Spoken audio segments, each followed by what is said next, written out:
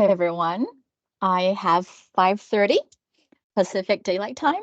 Thank you so much. Welcome all to join our Pacific Division Feeding Capacity Building series. This series is brought to you by the Pacific Division Feeding Leadership. My name is Yi Wei. I am a volunteer with the Red Cross.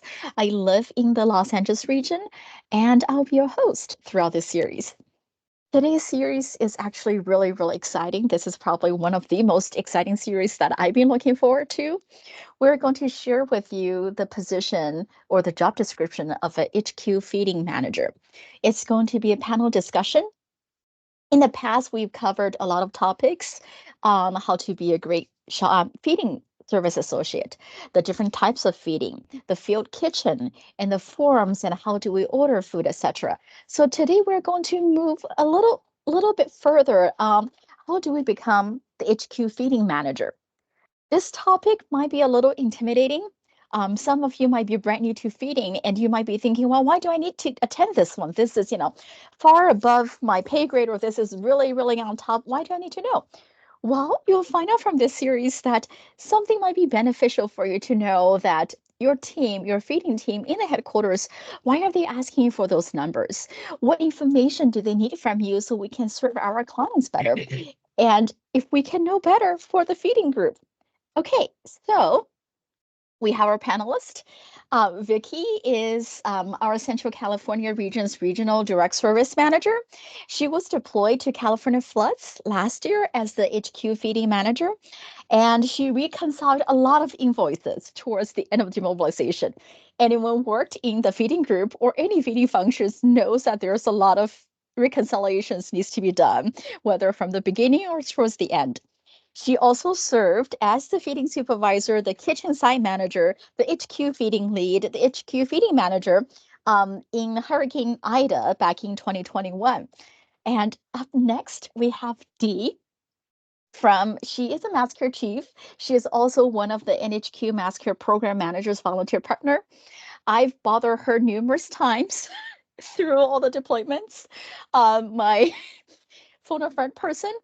We spent hours on the phone when I was deployed to Guam and to try to figure out the feeding process and to submit this $1 million of 6409s, trying to reconcile all those. So she's the expert on feeding. Then we welcome back Julia Bishop, which is our feeding manager, and she presented many sessions in the past. Then we have our lovely Mary. It is our feeding division lead, and she's also a feeding manager.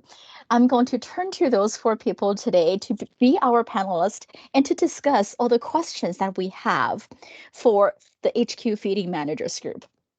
So again, feel free to type in the chat the regions you're from, your name, and if any positions that you served in the past, or if you have any territorial or regional role.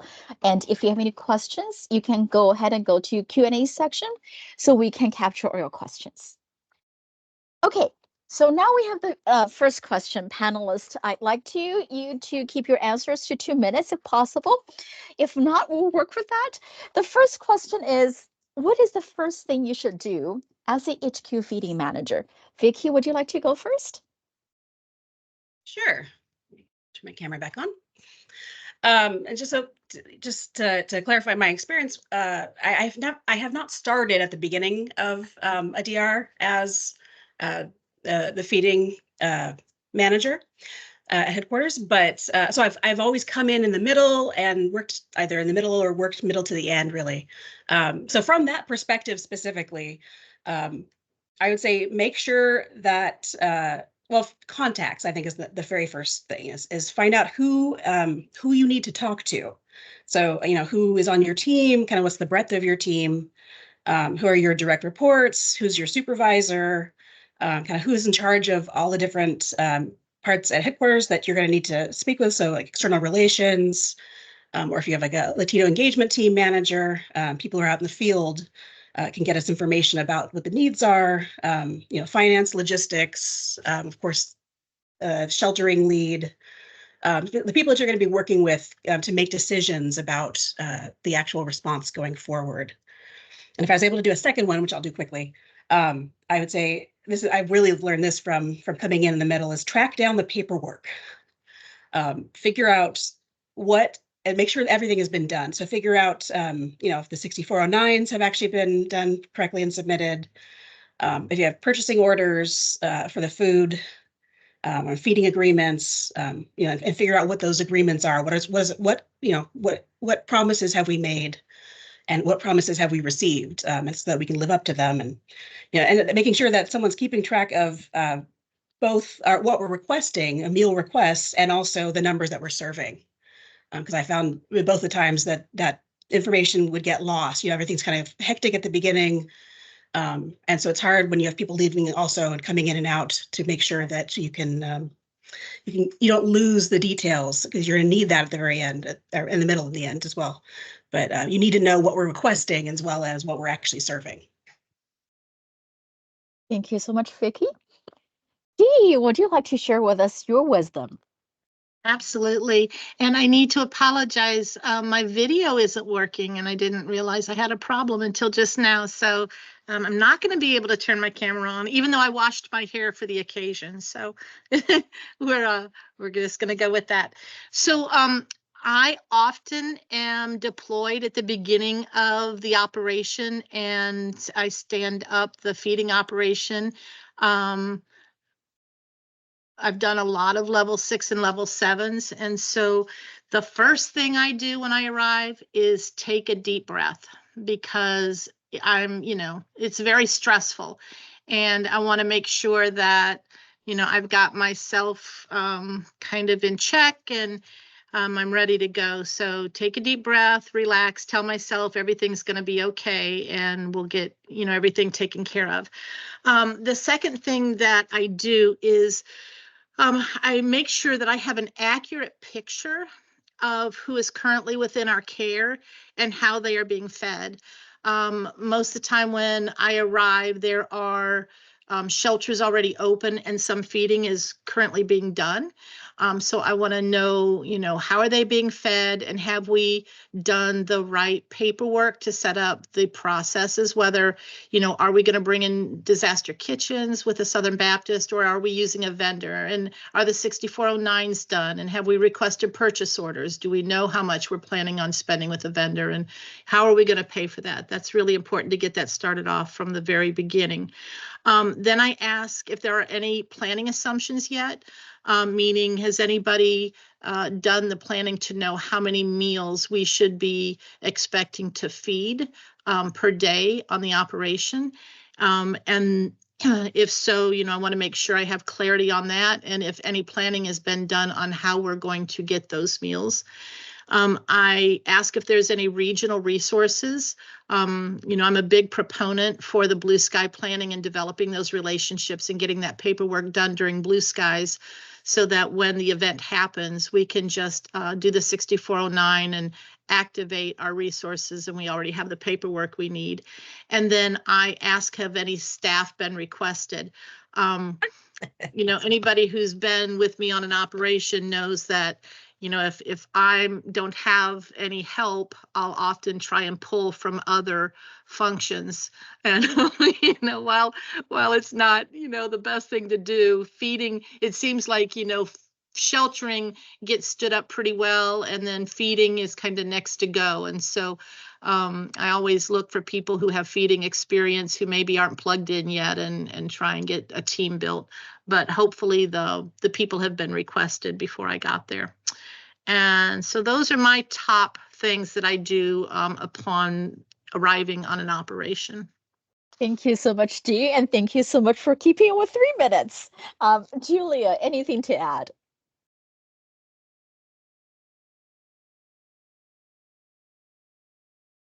Julia, if you're talking, we're not able to hear you. I was talking and forgot to unmute myself. Sorry. I just want to reiterate what they said. You want to walk in and know who the players are. So who's on the org chart? Who are you talking with? And know what the plan is. What have they written up as a service delivery plan, so I know what is expected of me, and then find out if I have staff and if I have staff, and then go from there. And then I always like to know if they're going to activate the mission tracker, so that helps us know more about where some of the mobile sites need to be to deliver food to, and always working with the damage assessment people as well, and getting our demographics from external relations or from history from the past, because that also determines the type of meals we're going to be serving. Thank you, Julia. I think you have the vision of answering our last question or towards the last question. You're already helping us to move forward to the following questions. Mary, anything to add? Well, yes, I was going to say, I'm going to take maybe more than 2 minutes. I was going to say almost everything that the ladies before me said. That's why it's great to go forth, if you will. But I want people to know that even though we're talking about a feeding manager, there is oftentimes that you may end up in a headquarters as a feeding supervisor and be requested to cover some of those things. So I don't want the 124 of you that are on the line thinking, oh my God, I don't want to be a feeding manager. These are things that you can do as a feeding supervisor, especially at lower levels, at level 2 and 3. You may be asked to step up and be in the headquarters in your area until it becomes obviously a 5, 6, or 7. So that's one thing I want people tonight to know. This is not just getting your feeding manager gap, although we would love that. We know we have people who are feeding SVs that end up as headquarter feeding leads. So that being said, there's only 2 things that I would add. First of all, get yourself a big gulp of caffeine because you're definitely going to need it. Bring your Starbucks in the biggest container you have. And then the other thing that wasn't talked about was the first thing I do is make sure I have a current copy of the IEP. I go through the IEP, I read it cover to cover. If I can get it before I leave, that's even better, because then I'm really up to speed with what's happening on the DRO. And everyone else covered everything I was going to say. Thank you so much, Mary. Dee, we'll get to you in just a minute. Mary, I love that you're going last for this round, but you're going first in the next round, okay? Okay. For those of us are currently joining at we have 129 people on here. You've heard some big words earlier. You've heard service delivery plan. You've heard feeding assumptions. You've heard 6409, the resource request. You've heard purchase orders. You've heard a lot of big words or the terms that you might not be familiar with. And a feeding manager or HQ feeding manager might be a little intimidating, but rest assured this session is really trying to help all of us to know the position a little better. And also rest assured that you won't be alone when you're the HQ feeding manager. There are lots of people to support you. And also there are lots of phone a friend, including all the panelists here, including everyone in the chat, that we're able to support you. So this is to ease your stress a little bit. And like Dee mentioned, well, probably not at the very, very beginning, but when we were chatting, this is a really, really big topic. It's not possible to cover everything for HQ feeding manager in a 1-hour session, or probably we're talking about 40 minutes right now. So this is just to get us started. Okay, next one, Mary, you're going first. What is the most critical task you have as a HQ feeding manager? And on the right, I put a picture up, the one of the Typhoon Marwar partial vendor list, that you can see what vendors we used and the amount of meals that we ordered during Typhoon Marwar in Guam. Okay, Mary, you're up. Okay, so 3 things that I would say are the most critical tasks. First of all, of course, ordering the food. Once you know your population and the clients and the counts and all of that, is ordering the food. The second thing, the critical task, is keeping up with the 6409s and the receipts. Now, hopefully you've done as Dee suggested, and you have ordered your admin person, and they are on top of this. But you need to supervise to make sure those 6409s are definitely coming in with their receipts. And as Dee mentioned earlier, so if you don't have a copy of the feeding plan, you need to get a copy of it, because that will help direct you what you need to do. Is it possible for me to quickly share a document? Yeah, Anyway? of course. Yeah, you can Okay. go ahead and click share, and I can reshare after that. Okay, so let me just share something that I do all the time. If hopefully you can see my screen? Yes. Okay, so this is basically something that Anna Lane from North Central Coast and I did on one of the Gold Country fire. Well, it was a multiple fires. It was 3 or 4 fires together. And this was a guidance that we put together for ourselves in terms of what needed to happen and when it needed to happen. So having something like this that kind of guides you through the day, and Iwe will share this with everyone, really, really helped in terms of what tasks needed to be conducted and kind of what time, because there's a lot of meetings that you're expected to be at, and there's forms, like Iwe said in the beginning, that have to be filled out, meal counts by certain times. So anyway, I just wanted to share that. I will unshare now, and Iwe, you can, I will make sure that you have that to share with everyone. Perfect. Thank you. Julia, anything to add? My biggest things is communication, and documentation. Pretty much what Mary said. You have to document everything. Excel should be your best friend. Just because you need to know everything, and you'll be surprised if you don't write it down. If you don't put it in an Excel document, you're going to wish you would have. So communicate all the way up and all the way down to make sure your team knows, from the boots on the ground people.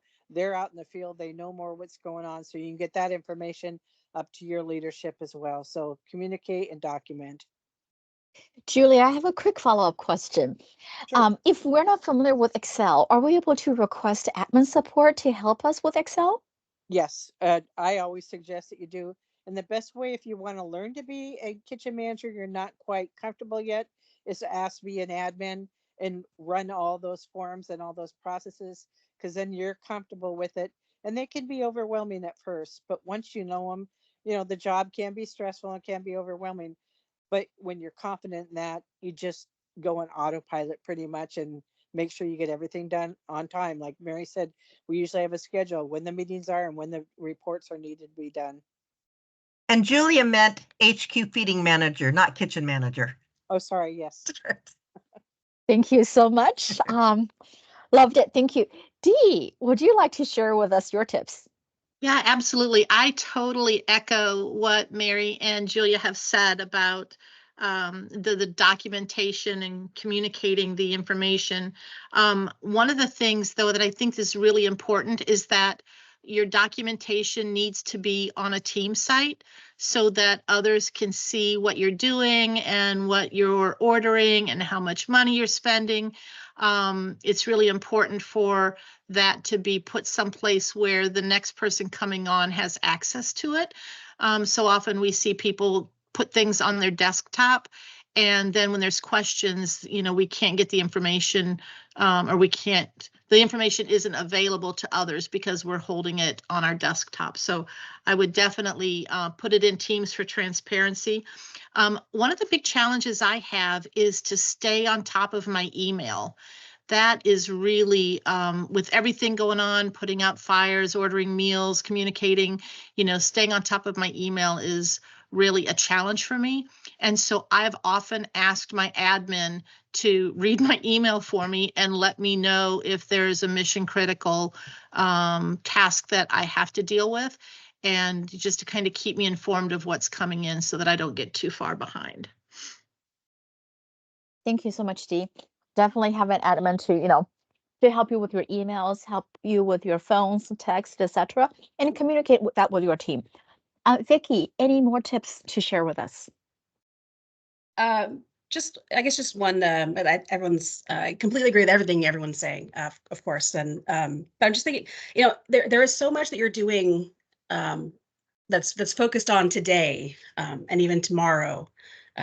Reporting and things like that. What's happening, what's happening today, what's happening tomorrow, what are the routes, how much food, who's, all that information. But I'd say planning is a very critical task that you have to keep in mind, of kind of planning for the future. And what is this, looking at the data that you are gathering, from the kitchens, from the shelters, kind of thinking about, the big picture of what does the next stage look like? When do we need to shift in some way? Do we need to change, our approach to feeding in any way? Are there any gaps that we're identifying? Just kind of thinking about the data that we're gathering every day and transmitting every day, and using that to plan the next stages of the disaster response. Thank you so much. All great tips. And folks, again, we don't want you to feel really, really intimidated. We know this is a very challenging and difficult position or job, and we are here to support you as well. Okay, Dee, you're next on this question. What are the top 3 tasks you need to accomplish every day as the HQ feeding manager? So the first thing I want to do is make sure that I have addressed all of the feeding requests that have come in. If we have a mission tracker, that we're dealing with all of those requests and that we're sourcing all of those requests and we found a solution for them. The second thing I think is important is to communicate with my team on a frequent basis. If you have a large feeding operation going on, the best way to communicate with your team is to have, like if you have a bunch of disaster kitchens open, to have a meeting every day with all of the kitchen managers. If you have supervisors out in the field, have a Teams meeting with them, or to sit down with your staff and have a meeting with the staff just to kind of let them know what the objectives for the day are, what the plans for tomorrow, areas that you have concerns about. So definitely communication with my team. And then the third thing that I accomplish every day is I want to analyze the data. Do the numbers of meals that we are feeding make sense against SCIA? Make sense against Frost, make sense against the 5266. Are we producing adequate number of meals against what we're feeding, or do we have a lot of waste, and are we addressing the waste? Where is the waste occurring, and what are we doing to make sure that we can, bring those numbers more into alignment? And then I think those are the 3 top ones. Just really to understand the data, because we get asked often, how many meals we're feeding and why this particular feeding number is low or high, and we need to be able to explain what's going on out in the field. Thank you so much, Dee. And could you quickly explain to us what is SCIA, what is Frost, and what is 5266? Absolutely. Thank So you. SCIA is the Shelter Client Intake app. It is the new way that we collect data on what is going on in our shelters and with our clients. It tells us, how many people we have in the shelters, and also it's going to tell us if there's any special dietary needs that these clients have. So we need to, look at those dashboards and make sure that we understand what SCIA data is available and what it says. A Frost report, Frost stands for Field Remote Operations Support Team. And those are the people that collect the shelter data every night. What shelters are open, what shelters are closed, how many people are in each shelters, how many pets. They collect demographics. And so that's the team of people that call the shelter managers every night and ask them what all that information is. And they put it into a report that NHQ looks at every single day, and they talk about it on the sync meeting in the morning. And then the 5266 is where we report for feeding, how many meals we fed.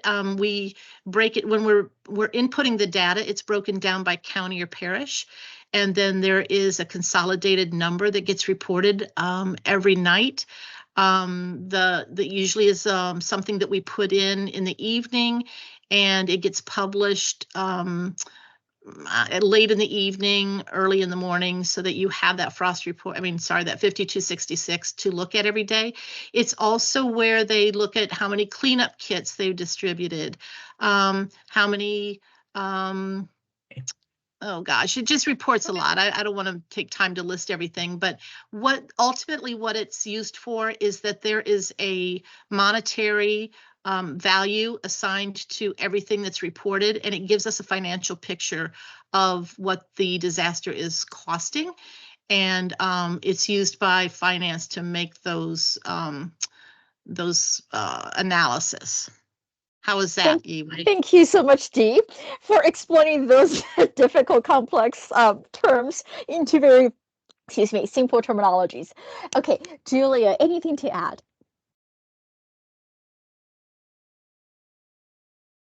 Julia, if you're talking, we're not hearing you. Yeah, I did it again. The biggest thing I like to do, other than everything that they've already said, is not to forget my field team. I want to know their victories for the day and what they can see that may be a hindrance or a hiccup that might be happening, so we can stop it or correct it before it gets out of control. So that's my priority, make sure they know that.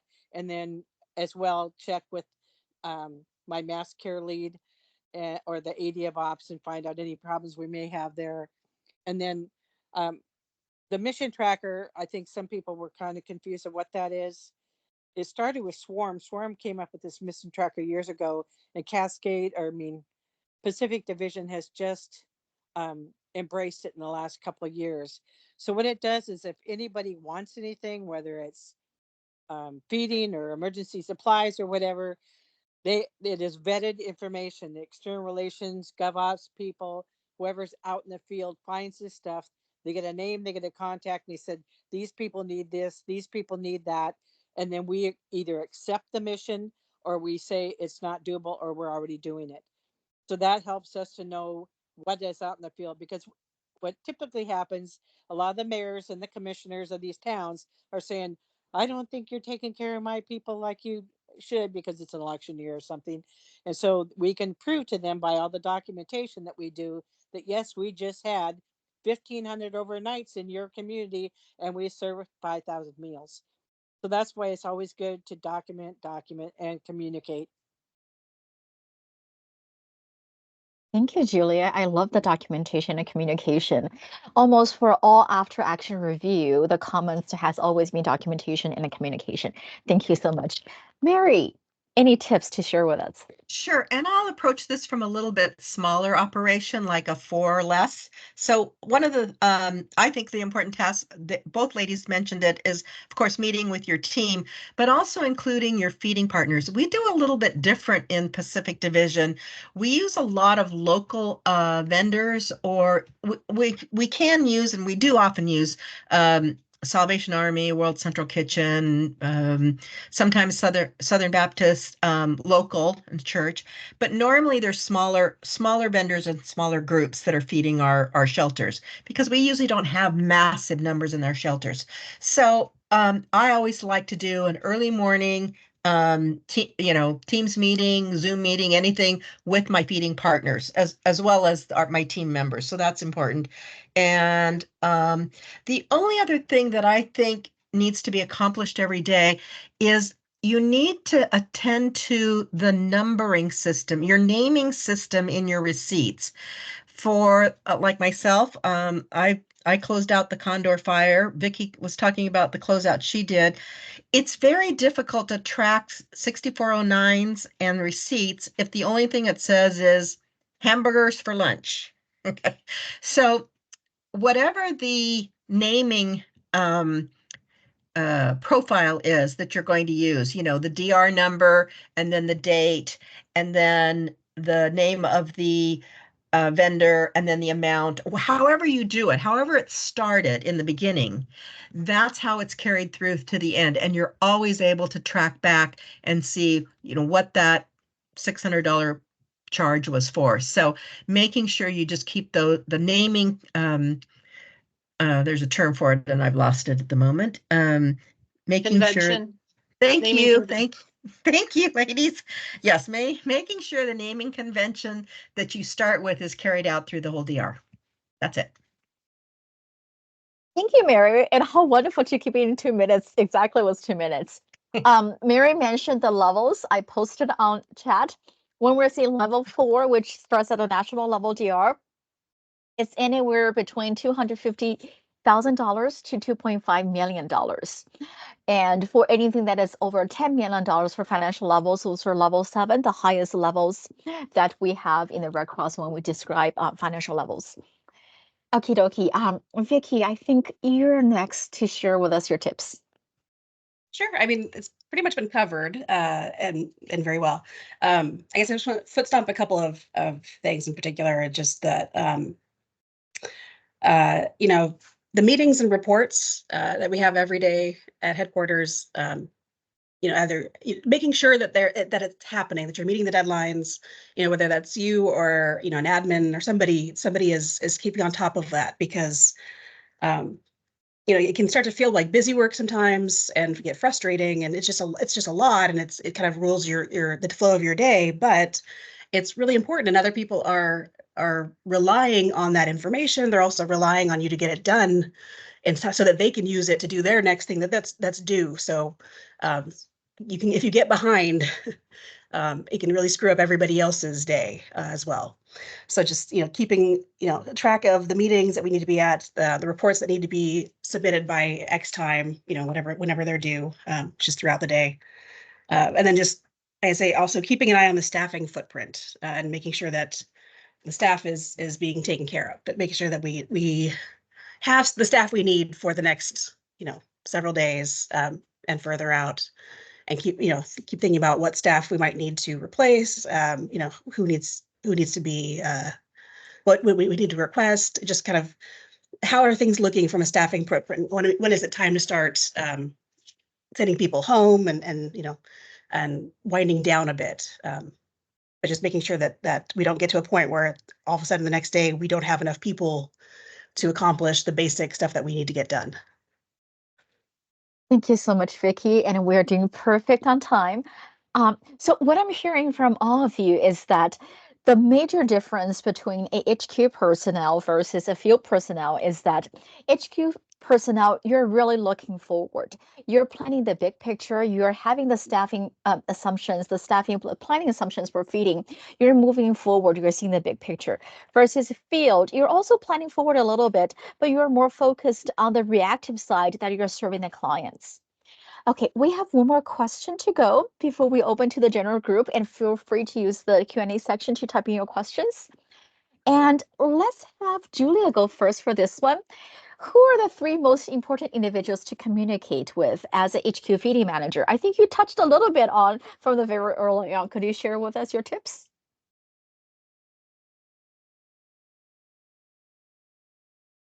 Julia, if you're talking, we cannot hear you.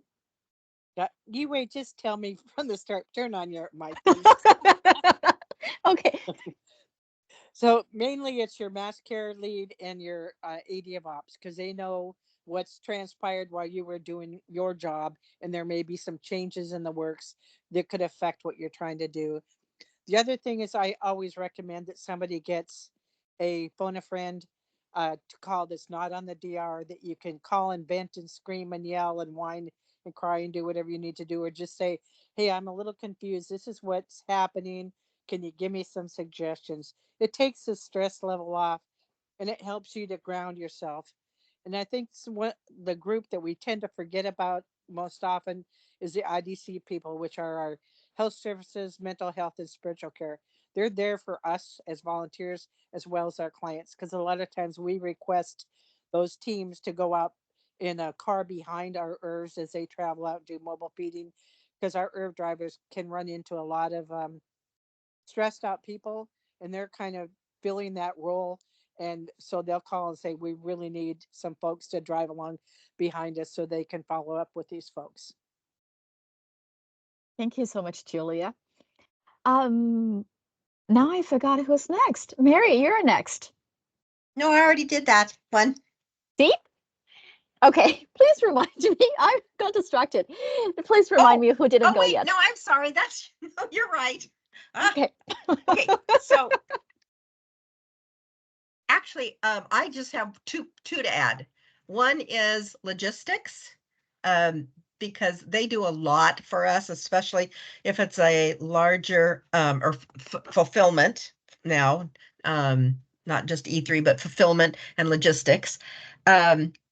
And I think another person to that's important too when you're the HQ feeding manager is your spouse or significant other, because sometimes we can be 12, 13, 14-hour days. I don't want to scare all the 128 people on the line, but sometimes you go like from meeting to meeting to meeting to meeting, grab something to eat, and then you crash at night and you forget that there are people at home that are worried about you. So make time to at least make that connection home.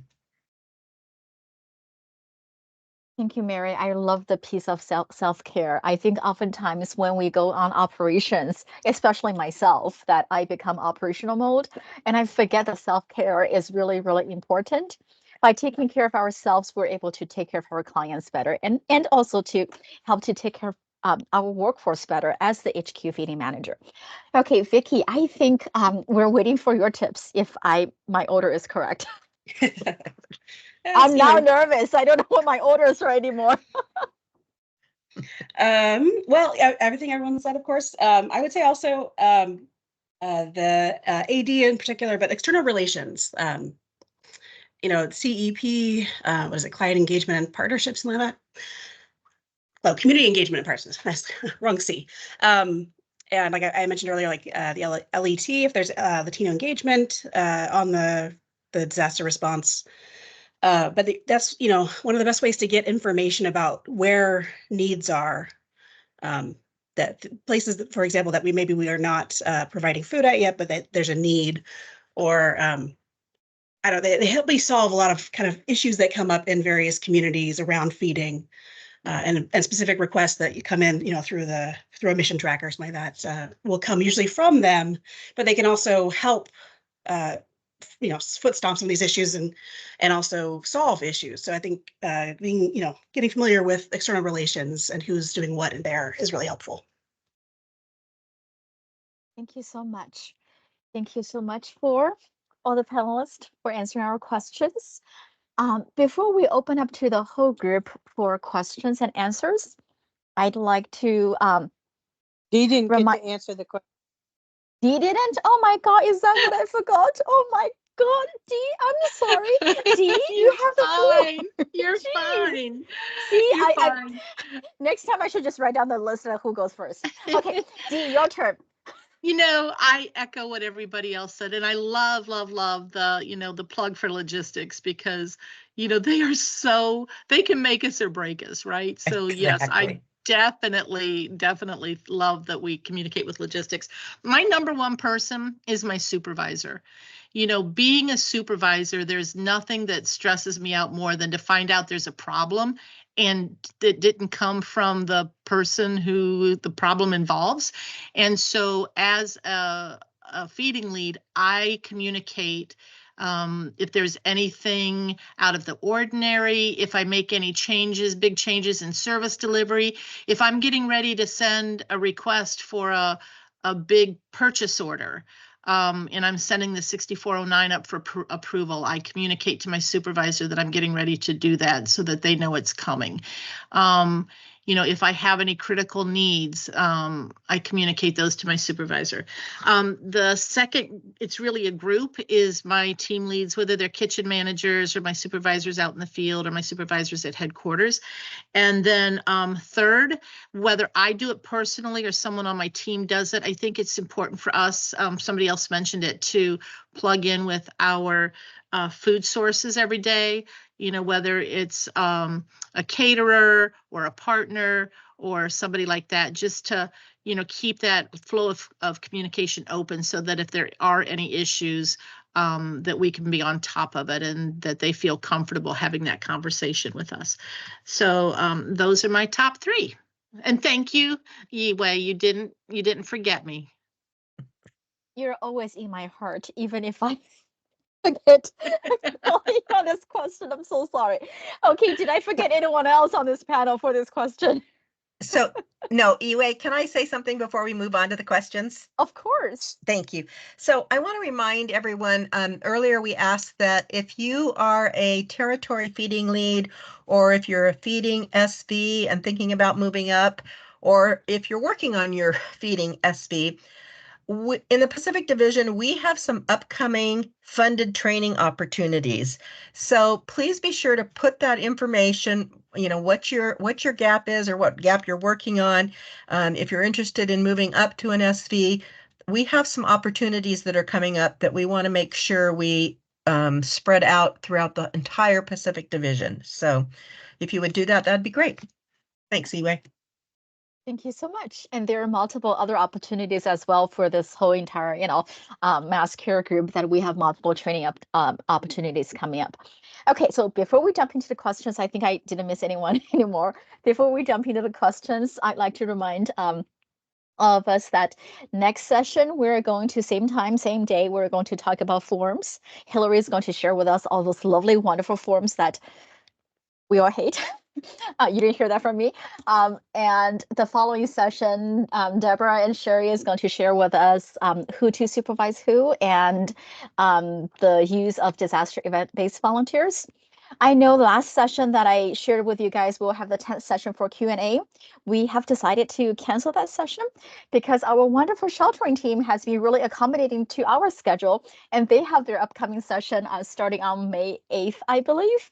Yes. And also the next one, just a gentle quick reminder that tomorrow the National Mass Care team is putting up their Mass Care webinar.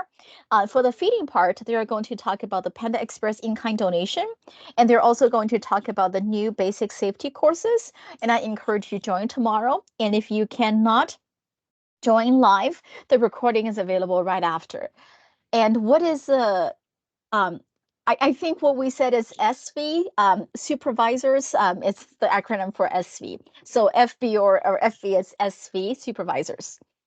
Okay, I think we talked a lot today. We covered a lot of things, and I know the topic is very, very heavy. It's not going to be resolved or share all the knowledges with you in just one 40-minute session. We do have some time that opening up. We have 20 minutes left.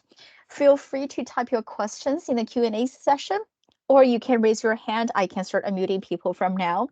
And Dee, I'd like to ask you a question, if I may. Absolutely. So there's some things that we always hear is numbers. We always ask, for the feeding team, for the HQ feeding team, we ask the field team, hey, how many numbers of meals have you served? How many meals that you received? The 4 numbers that we often hear about is how many we ordered, how many meals that we served, how many we received, and how many we received the invoices for. And can you share with us why are those numbers important and how come sometimes they don't match? Yeah, I think, from my perspective, and for those of you that don't know, I just finished an employment opportunity working with national headquarters and putting together a program for invoice review and reconciliation in feeding. And so, I've kind of that is near and dear to my heart. I think the thing that versus, when you talk about number of meals ordered versus number of meals on an invoice is we need to be fiscally responsible, right? And so when we place our orders every day, it is really important for us to document the number of meals that we've ordered from each vendor. Because when they send us an invoice, we need to go back to that order sheet, hopefully it's in Teams, and make sure that what we ordered matches what we're paying for. It's really critical because if it doesn't match, then we have to go, digging for the documentation or the explanation. Did somebody call and change an order? Did some meals that we ordered not show up and so we shouldn't be billed for them? So, as much information as you can put in that tracker that you've built, the better. We will be going to WebEOC in the future, and some of that documentation will occur in WebEOC. So hopefully that will help with that. The number of meals ordered or produced against the number of meals fed, again, is important because if we are, say, for example, we have a big disaster kitchen, and we tell the kitchen, we need them to make 4,000 meals, and we're only serving, 3,200, then we've got an overage of 800 meals. And, that's a lot of money. And so, hopefully we're finding a source to donate those meals to, whether we're donating them to a nonprofit or a food kitchen or, somebody that does outreach feeding for homeless. But we need to try and make sure that we're being fiscally responsible and not ordering more meals than we actually need. And so that's important. And then what was the fourth one, Yue? The number of invoice bill. We talked about the number of meals ordered, the number of meals received, the number of meals served, and the number of meals that we were billed for. Yes, exactly. The number of meals received, we need to make sure that what we order is what's delivered. We often find with, our vendors when we're using Cambros that depending on what they are providing, will determine how many meals we get out of that Cambro. And so, if we need 400 meals and, we serve the right serving size with our spoodle set out of the Cambro and we're only getting 330 or 340 meals instead of the 400 we ordered, then we need to communicate that to our supervisor so that they can make sure that the people cooking the food know that we need to, make sure we have the accurate number of meals. If you put corn in a Cambro, you're probably going to get 400 portions of corn. But, depending on how much airspace there is around the food, you may not get 400 portions of, a particular item out of a full Cambro. So we just need to stay on top of that and make sure that we're communicating that to our supervisors so that adjustments can be made. Thank you so much, Dee. And Mary? let me just go ahead. add real quickly to that. When we use local vendors and some of our partners, we ask them to put not only the time and the temperature on the Cambro, but how many servings are in there. And if we're not using Cambro, if we're picking up, they're called hotel pans. They're big aluminum trays that are full of, Chinese noodles or something, we ask them to write how many servings on there. So that's a good check and balance, like Dee was talking about. Thank you so much. And since we do still have time, I'd like to share with the group the spreadsheet that we had, the Excel file sheet that we had for the Guam DR. I think it gives us a better understanding of how much money we actually spend. So if you take a look at it, it's one of our trackers that we have the vendors here on the left, and we have when we began the service and when we anticipate the end of the service, and the price per meal that we negotiated, and how many lunch, dinner, or breakfast that we requested from them, and the total price. And you can see there, this was just in this one, I believe was in June. Was it June? Yeah, June. That we spent $1.5 million on food alone. And that is not even encompasses all the food that we have because some of the food are coming from elsewhere. So you can see the scale and you can see how important it is to keep track of those, the things that we talked about earlier, the Excel files, your receipts, your invoices. And I also want to show, let's use this, for example, that you will see that what was ordered and what was invoiced. And only when those two matches, and when, Dee was saying earlier that when she was doing the pay job for the invoice team, that they really check the invoices to see if it matched. So then the invoice team, they can pay, we can pay the vendors. Part of the HQ feeding manager, we want our clients to be fed. At the same time, we also want our vendors to be paid. So without all the numbers matching and without all those numbers in Excel and tracking system, we're not able to serve our clients and we're not able to serve to pay our vendors. This is just to give you a realistic view of what's going on a high level DR. I believe Guam was level 6 or level 7. I actually don't remember, but that's how much we spend for, just for a few days of meals. Yeah, and Yue, can I also add that as you see at the bottom of that spreadsheet, can you go back to that, Yue? Yes. We're keeping track, this particular vendor that she's got, which one's highlighted, Yue? What vendor is this? Rambo's? Ramby's. Yeah, Ramby's. So you have a separate sheet for every vendor. And so you're tracking the number of meals ordered versus the number of meals invoiced for every vendor. And your job as a feeding lead is just to put in the number of meals that you order. And then when we get the invoice at national headquarters, we'll come back and put in the number of meals invoiced. And then if they match, we'll color code it. In this particular time, we color coded it purple. And then once we saw that everything matched, then the national headquarters would go ahead and pay that invoice. In that second week there, you see that that process hasn't occurred. The feeding lead put in the number of meals ordered, but the invoice hadn't come in yet that we could document the number of meals invoiced. So it's a process, and the national headquarters will call you.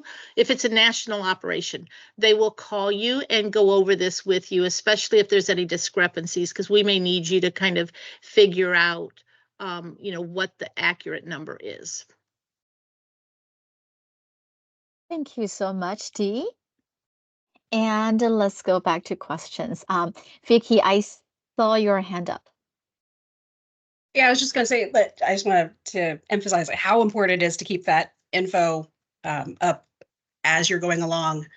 Just again, as somebody who's come in the middle when that information's been lost, or we can't, we don't have it for whatever reason. It's so hard to reconstruct, and it also draws out the whole process of reconciling the invoices at the end and getting people paid. And keep in mind that you may also have to be bugging the vendors for their information and for requests, and so to stay on top of that. And as part of that, I actually, from DRI I worked on more than a year ago, last week got a request from one of the vendors, which is one of our usual national vendors, saying, we're not sure if we ever got paid for this for this disaster response feeding. So yeah, just it's really hard if you don't have that information to reconstruct it, and it's a lot more work. So just that's footstomp how important it is to try and keep track of that. Thank you. Julia, your hand is up. I went off mute this time. The biggest thing too is when you put in orders, whether it's in an email or always make sure it's in writing. So then there's no question what you've ordered, and then they've got it in writing. They say, oh, wow, I read that wrong or whatever. So that may correct some of your issues with what you've ordered and what you've been billed. Thank you. And Mary, I'd like you to answer the next question, which is, we have a lot of new folks on this team, and they might not be ready for a HQ feeding manager or a supervisor. What would you say what can they do to support people in the HQ feeding, operational position, or what can they do to help our clients better? Well, what I would recommend, if there's any interest at all, is ask to shadow someone or be mentored by someone. Julia had a very good suggestion, come as an admin. That would not work for me since I am not technologically savvy. But I certainly could shadow someone and learn everything that they do and then be able to do it. So there are some resources within the Pacific Division to allow for people to do job shadow in certain positions. So if you are interested in that, you need to reach out to your regional feeding lead and let them know, and they will be in contact with me. Thank you. And let's say that they're already deployed into a disaster. Sorry, I'm trying to eat my sushi. That's so okay. Let's say they're already in a disaster, they're deployed, and it's their first deployment. And what can they do to support the HQ better and to serve our clients better? Like, counting meals, doing things, what can they do? They can do their job. No. What can they do? They can pray. I'm not sure, Yue, what you're thinking. Are you talking about they can reach out to a friend, like call a friend, call any one of us for help and assistance? I think what I'm asking is, as a HQ feeding person, yes, what would you like the team to know, that something that you'd like them to do? So would you like them to get you the numbers on time? Why is it important to get the numbers on time? Okay. Like, what So can they do to support you? the best thing you can do to support, to have supportive feeling is to have everything in writing. It doesn't have to be a big long email. You know, if you're asking all the shelters to send you numbers, have them text you. You know, everybody send you a text by a certain time. And then that way, you know, you're able to go back. If they do it, if they call in, you know, you've written it on a little sticky note.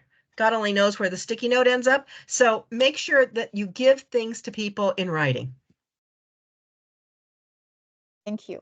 And Karen, if you want to come off mute, I'm not sure if I understood your question as in the differences between serving people in Cambros versus serving people in trucks.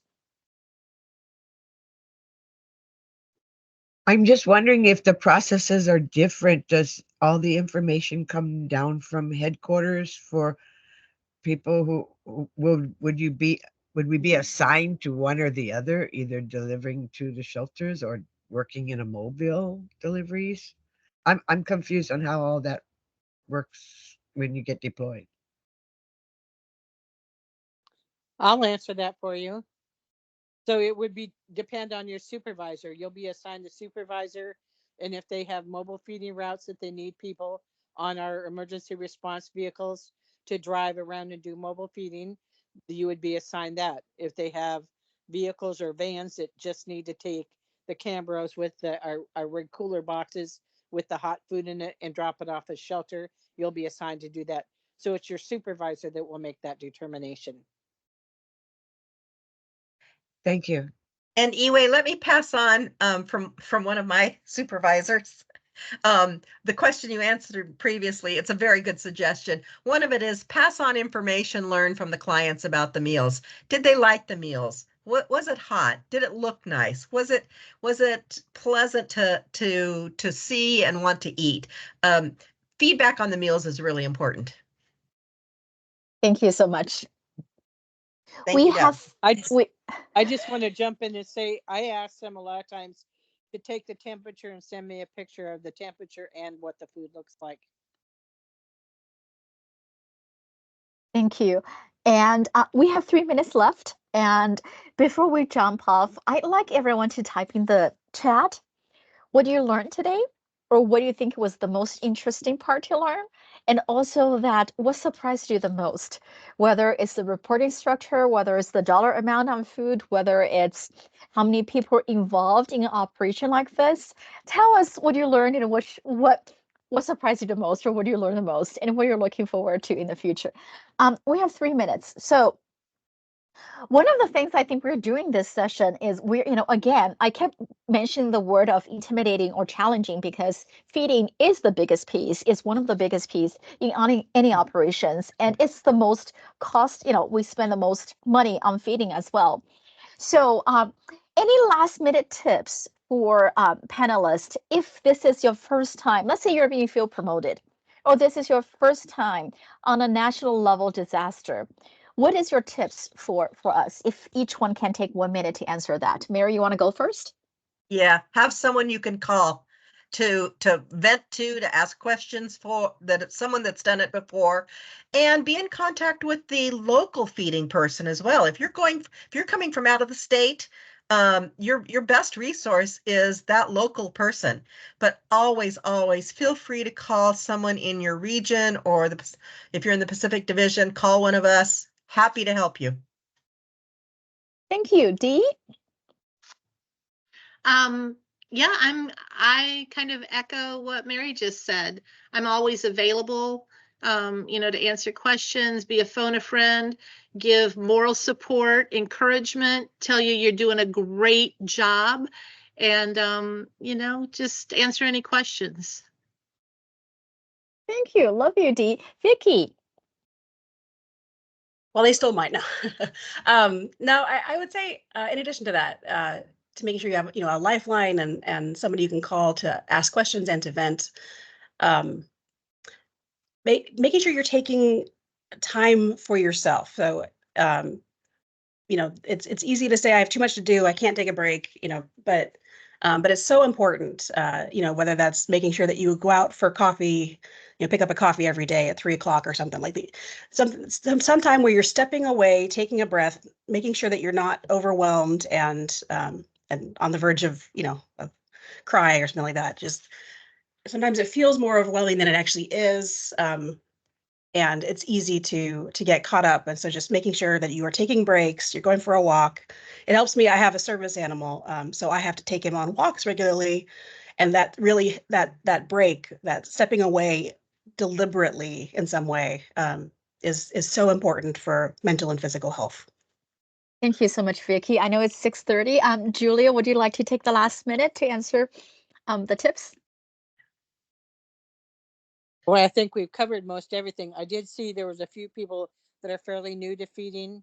Just talk to your local program manager and some of the other people that are involved in feeding and see just where you can fit in, where you can learn. And I am the regional DES manager, which is distribution of emergency supplies. I always suggest that people cross train and get a gap in both feeding and DES because they work hand in hand. Thank you so much, all. Thank you so much, team, for this wonderful panel discussion. And I hope everyone's takeaway is self-care, communications, talk with your team, take care of our clients, be consistent, writing down everything in written format, pay our vendors, serve our clients. Thank you so much, all. We will see you all next week. Thank you.